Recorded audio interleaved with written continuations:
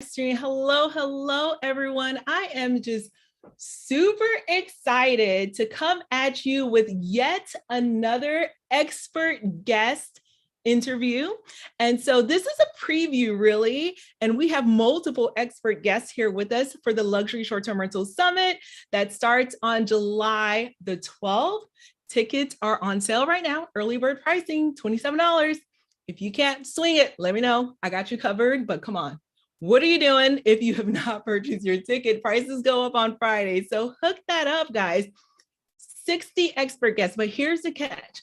60 guests, they all have 60 seconds to drop their best, most actionable tip, trick, life hack as it relates to short-term rentals, specifically in their area of expertise. So no fluff. This ain't no long clubhouse intros that's like 30 minutes. You're going to get the meat. You're going to get the potatoes and the veggies for my vegetarians out there of the short-term rental industry. I want you to walk away, no more analysis paralysis. I want you to walk away knowing, okay, these are the two things I need to do to solve this block, or these are the 3 steps I need to take, or this is the one small hinge that swings the big door. Wherever you are, I'm talking about taxes, tax advantages for those of you who are W-2s. I'm talking about private money. We're talking about you leveraging 30, trying to figure out where the 30% gross ROI properties are located. We're talking about anything from design. We have 60 experts, guys, revenue management, all of the things, all of it. And so I know a lot of you are looking at the news and really concerned about where the numbers are. But I got to tell you, I am cautiously optimistic. I'm stockpiling money so that I can buy my next property, if you want to know what I'm trying to do. But nevertheless, definitely understand where your numbers are personally so that your comfort level is there. Right now, I think is a great time to have extra cash reserves. That's going to be my strategy. But I would love to hear from all of our speakers, because guess what? Again, 60 seconds, they're not going to get a chance to introduce themselves to you. So go ahead, if you're here with us, drop a thumbs up, some hearts. Drop your questions in there, because I look forward to hearing from you. And with that being said, let's take it away. Noah and Christy, you each have your own 60-second session. We're not going to spill the tea here, but tell us a little bit about yourselves.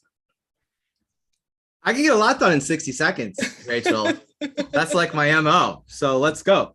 Obviously, we're husband-wife team, and we do different things, but we do the business together, different roles within the company.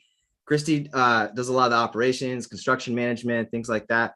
I really enjoy the raising of the money, the private lending aspect of it.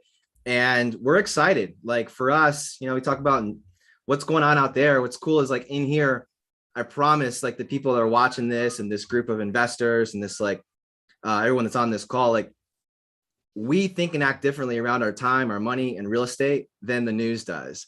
So for us, where it's like, yeah, we're stockpiling, we're just getting ready. Like if the sky's falling, cool, we're going to catch it. And that's kind of always been our attitude. And if you have the financial education, you surround yourself with the right people, you're going to be okay.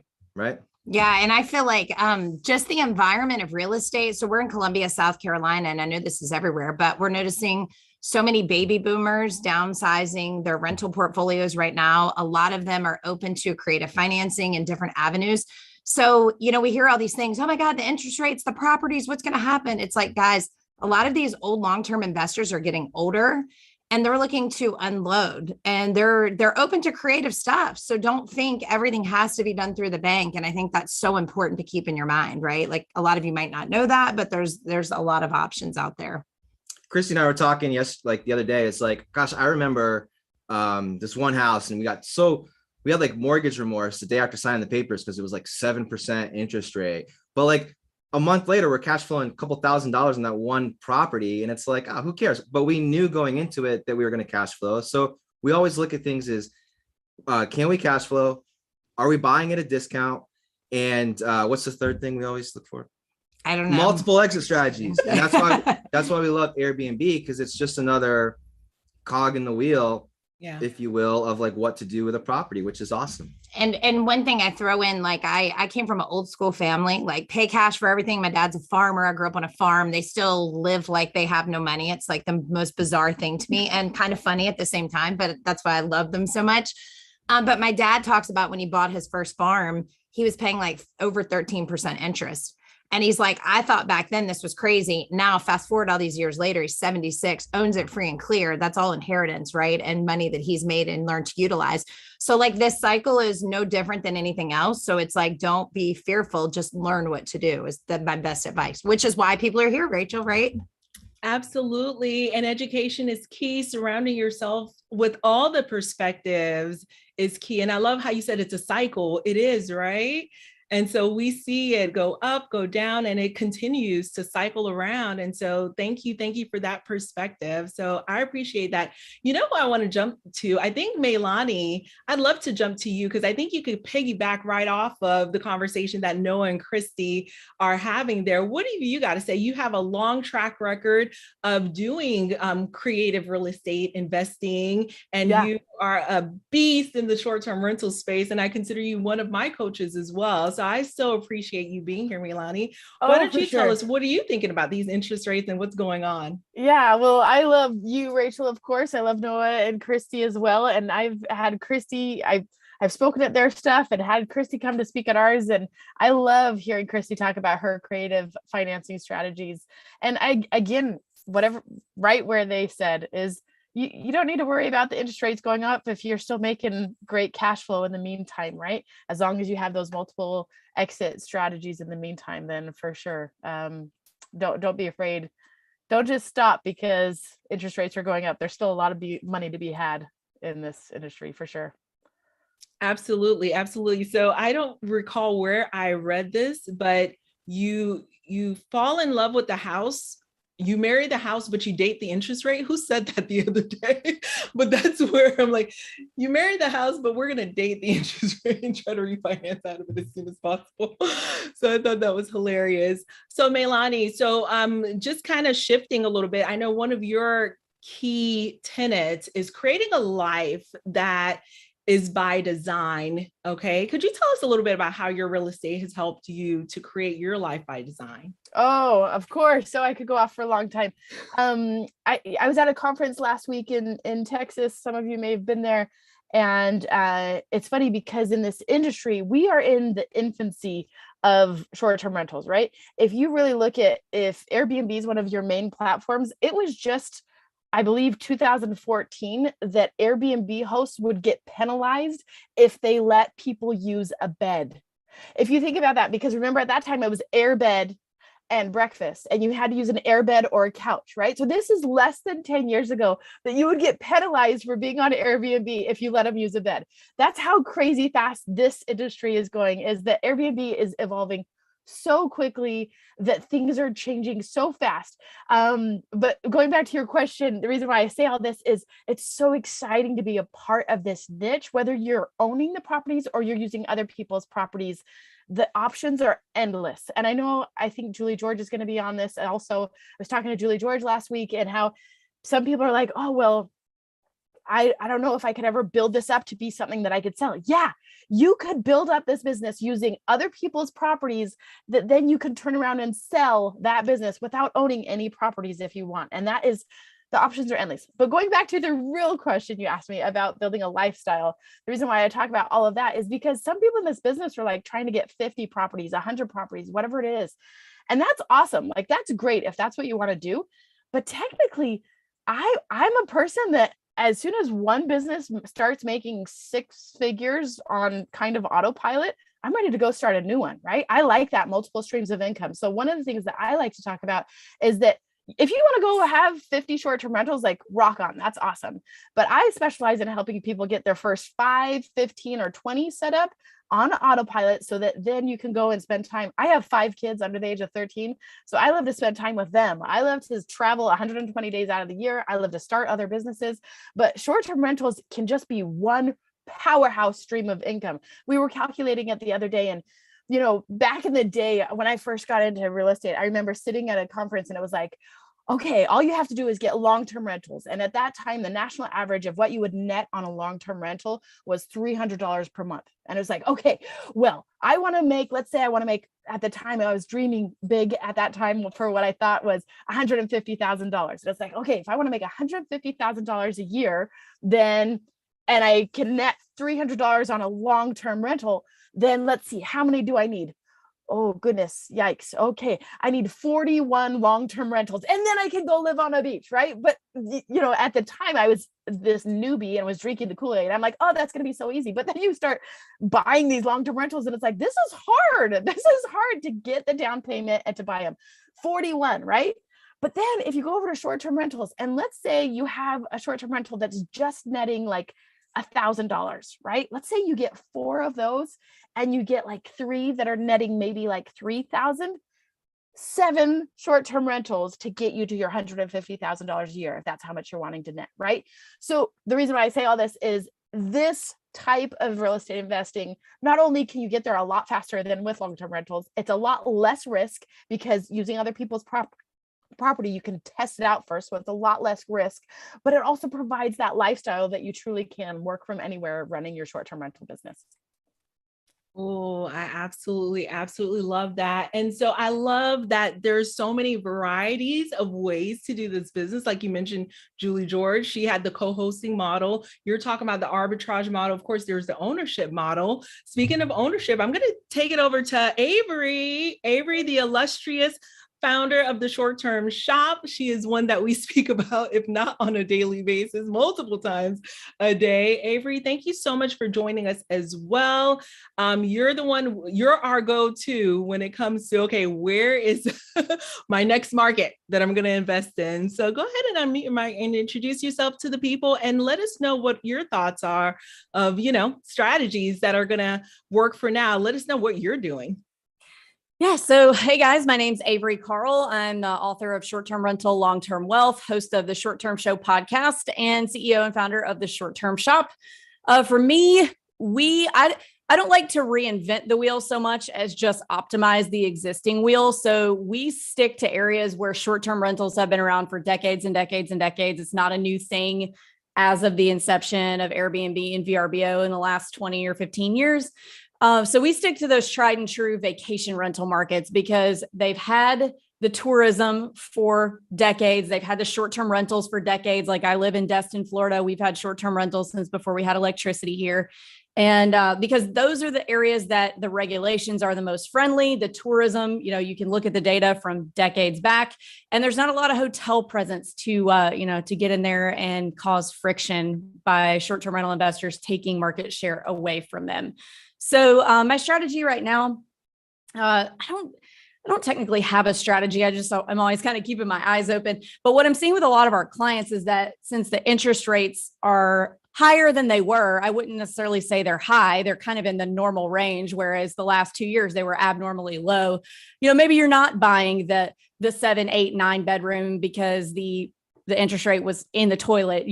Maybe you're dropping down and getting, a 2 or a 3 bedroom.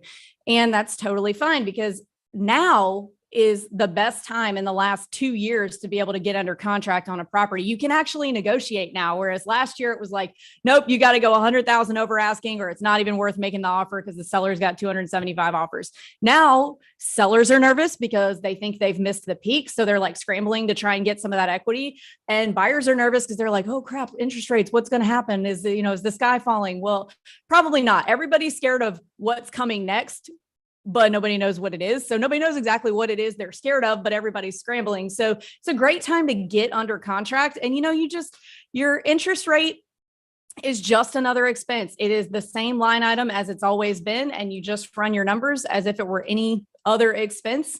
And if the numbers work, then it's a great time to get under contract and be able to get a discount and actually negotiate.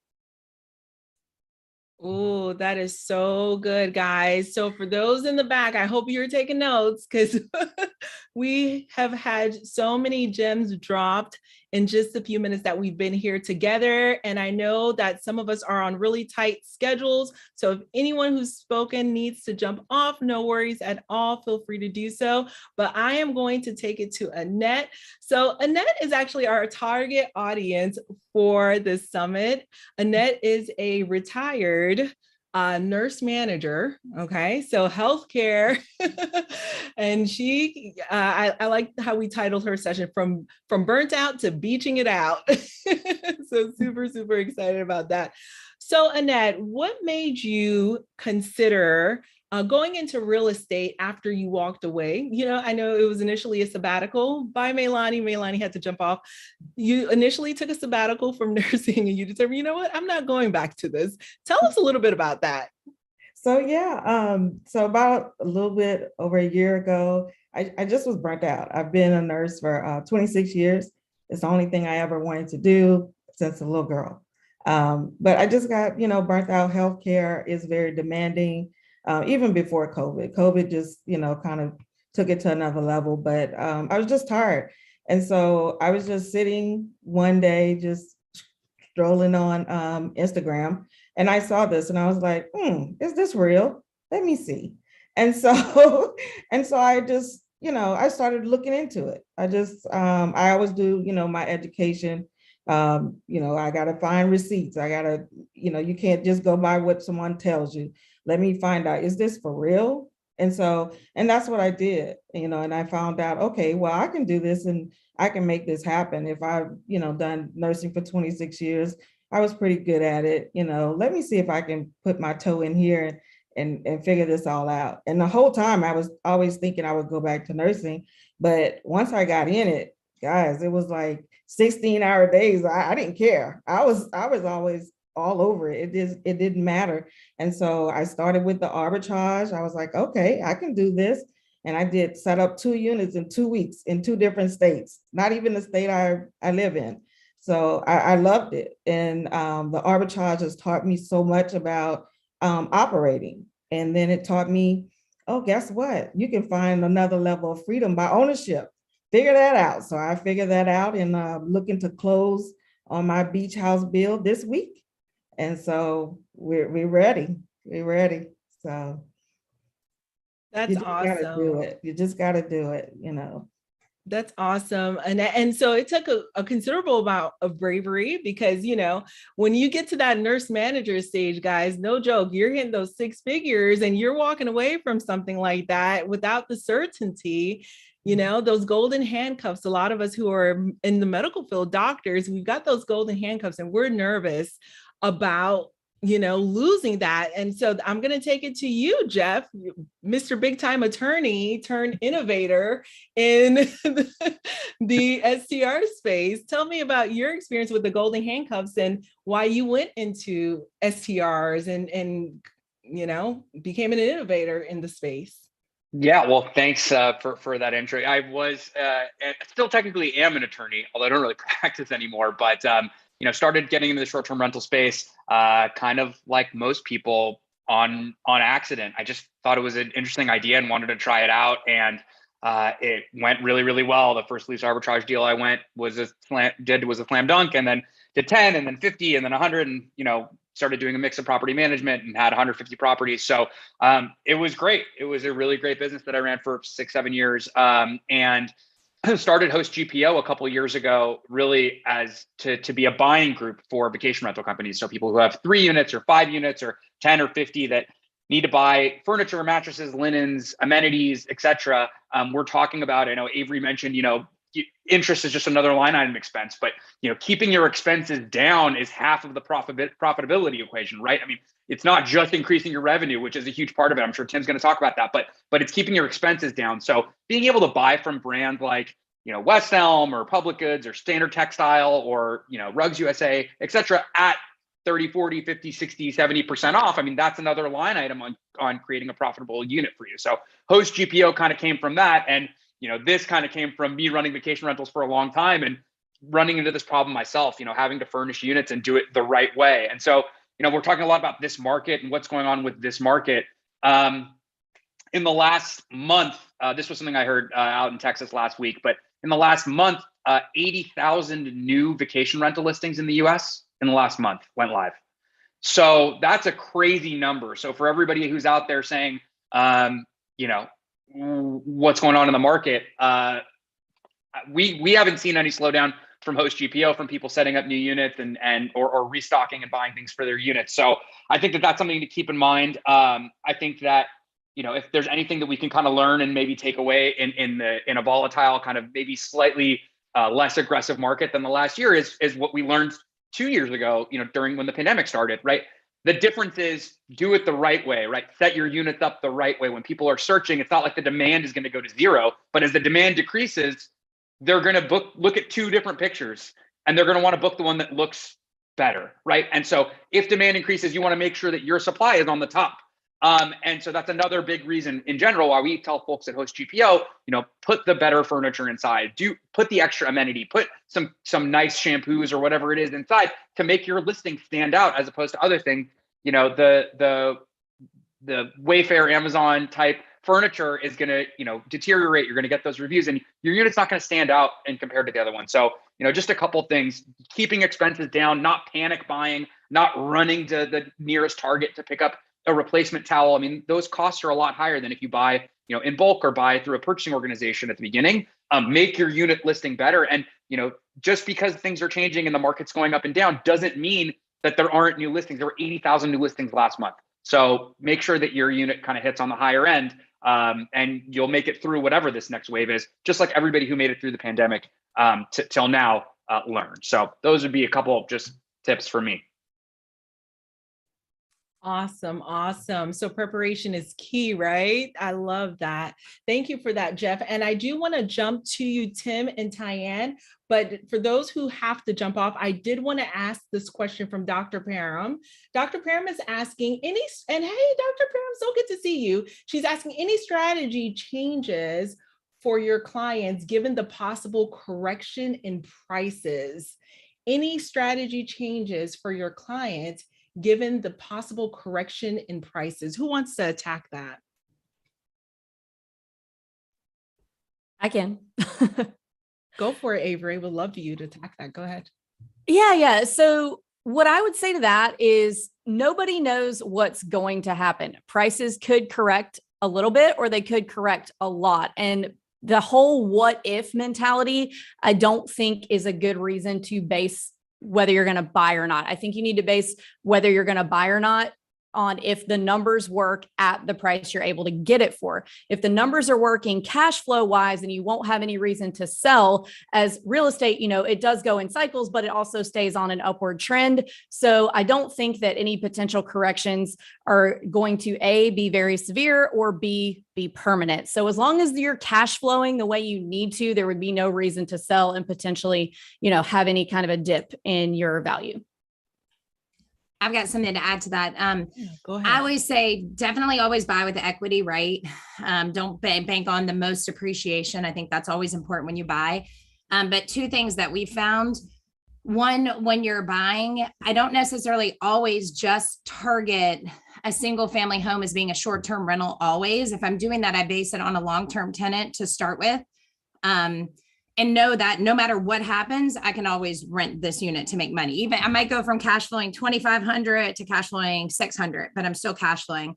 And then something we've done to diversify out a little is when we think multi-units, most people think big apartment complexes, bigger, but I don't. I look for unique multi-units. And I talk a little bit about this in my 60 seconds, but diversify out. If you find a house that's been split into a duplex, but it also has an in-law suite on the back, great. That's 3 sources of income. So if everything does overcorrect at some level, you've got 3 sources on that one property. So you can always still make money. So I think it's just looking at different variables that can up your rents, even if things correct a little. But I agree with Avery. I don't think things are going to drop drastically, but you know, you always got to be prepared, right? That's so good, because a lot of people are still waiting for that drop, right? Like from 6 months ago, and it's like, ah, awesome. So Avery, Dr. Baladinpani. I've been trying to pronounce your name right. Dr. Baladinpani says, hello, hello, hello. Awesome. I see a lot of you on here. Let's go, Juan. I'm with you. I have a lot of people. It says Facebook user, Facebook user, Facebook user. Please feel free to go to chat.restream.io/Facebook to give me permission because I want to see who I'm talking to. All right. So with that being said, price correction. Let's talk about pricing. So another innovator in this space, Tim Spiker, the co-founder of Buoy, him and his lovely wife, they created this tool that we've actually been having a great time playing with on every 2 weeks or so. We get to see it in action, and it's really helped some of the members of our community that are in like remote North Carolina area. So super, super grateful for that other perspective. That's the word, right? That's a word. Yeah. Perspective. Yes, that's a word. Boom. Live. Awesome. Awesome. So appreciate you, Tim. And let me let you take it away before I say something else that's kind of weird. Yeah, no problem. Yeah, so I actually want to piggyback a little bit on what Jeff was saying about making sure your amenities, your furniture, all of that stuff is really, really nice. It is so easy to tell when a home has been set up for a short-term rental on like the most narrow budget that somebody has, because you recognize the Wayfair furniture and all of that stuff, and we all know that it deteriorates. The thing that I didn't quite appreciate before really digging into this market data is how much separation there is at the top of the market. If you have one of the nicest homes in an area, you are no longer bound to market forces in the same way that you are if you've got like a mid-market, a mid-tier product. Because at the mid-tier, your customers are relatively price conscious, it's based on what else is available and like all of this stuff. And you are like subject to huge variations in the market. And if you're at the bottom and like there's a bit of a downturn, or we're heading into a shoulder season and like you're near a ski resort or something like that, then you're going to lose.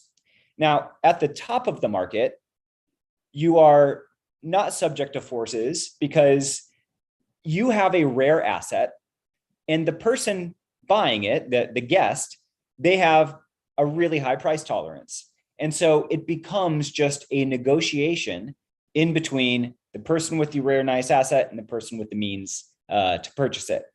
And in order to achieve that top of the market, you have to have high quality everything, because if somebody sees a listing that's very similar to yours and like the quality isn't there, then like, you're going to get hit on the reviews and all of that stuff.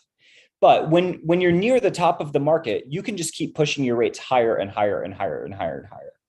And I've been shocked. Like for me, I'm really, really happy if a listing can make it over the 75th revenue percentile. Like that's the sign of a really, really strong listing. And I can tell you that at the near the 100th revenue percentile in a really established market, like I always use Honolulu and John On as an example because he has a 100th revenue percentile listing. He makes twice as much gross revenue as the people at the 90th revenue percentile, and triple what people make at the 80th revenue percentile. And like, that's my threshold. 80 is my threshold for doing excellently. So if you're able to, stretch a little bit more and get the nicer home and like the little bit closer to the central area, maybe with the pool, all of that kind of stuff, it'll really, really pay off in the long run if you can get like into the 95th revenue percentile range, because at that point you control your own fate. The other great thing about those homes is, for the most part, they can be very healthy with just one reservation per week. So like, it's a 5 or 6 bedroom home, maybe even larger. When you've got that many people coordinating schedules, it's always going to gravitate towards a weekend or some sort of holiday. And so just try to focus on expanding those stays. Say like, all right, I'm going to have 4.5 stays per month. I'm going to like have a couple of days to clean in between guests. I'm not going to try to maximize my calendar on like the Tuesdays and Wednesdays because like that's just too difficult. I'm going to focus on like making these stays around the weekend like the most valuable they can be. So that's my way of saying, like, if I had a pile of money right now and I were to make an investment, I would want to invest in a singular outstanding property rather than a couple of meh properties in the same area. What else you want to know? What else you want to know, Rachel? That's my jam. I love that. I love that, Tim. And so we have Tyann, who's going to round it out for us. Tyann is known as the queen of guest experience. So tell us, Tyann, what do you think about some of the things that Tim was just talking about? All the nice amenities, all the niceties. You tell us. Is it true or false? Oh, it is totally true. 100% true. I mean, for instance, like my properties, I just ran my occupancy rate last week. I'm only running 36% occupancy this year so far. But you know where my ADR is and my revenue? It's higher than last year. I mean, my 10-bedroom house has already exceeded last year's gross, and it's not even July yet. I mean, it's crazy how if you do things well, if you set it up specifically for visitors to come and put in those amenities. I mean, for instance, my tables, they are custom handmade tables by a local woodworker. Friday, I get my thrones delivered. Yes, actual real life thrones. I took a photo from from our honeymoon. We went to Stirling Castle, my husband and I set it completely up in our new house where it looks exactly like this photo, including down to the table and thrones we were sitting in. So finding those things to make your place stand out is tremendous, because this house is in a development of 40 other houses with very similar floor plans. And I say similar because I personally look at a floor plan and I move walls and I add things to make them a little bit different, to get yourself over that edge. And what happens is you give your guests an incredible guest experience. I just had some guests send me last night a whole bunch of their family photos. Head over to my Instagram at Tyann Marsink and you can see them. And I mean, it was like a 2-page review they sent us as well because of that experience. I love that. I love that. And definitely check it out. I want to talk more about that slide. We're not going to have time today, but she has this Mac Daddy slide coming off of the side of the house, and you could just slide from upstairs to the exterior. Yep. And that is adult rated, just so everybody knows, 1,000 pounds per square inch. We make sure all adults know they're welcome to go down it as well. Fun thing is so the very, very first guest in that house, we were at my parents' house, which is catty corner to to my house. I am direct competition with my family, including my mom taking my floor plans. Makes it lots of fun. So I'm sitting up on her deck and I'm watching the new guest. Kids are there. It literally less than 10 minutes, they figured out they take a big cup of water from the kitchen and pour it down the slide so they can go faster. Like, yes, this is what memories are made out of. I love it. I love it. And so super, super excited. Everyone here, guys, has delivered a 60-second actionable meat and potatoes content for this summit.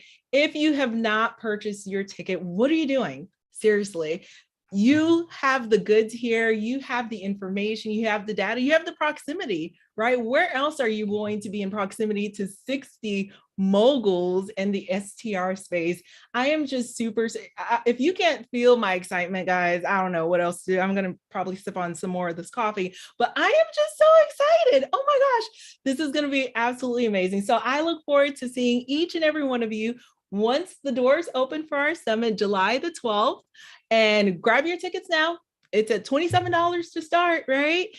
Before the sale ends on Friday. And then it's going to go all the way up to $47. Don't say I didn't warn you. But super, super grateful for each and every one of you summit speakers. Thank you, thank you, thank you so much for taking the time out to spend it with me today and to deliver this amazing content to our community that is craving good, actionable, solid information. So with that, Godspeed.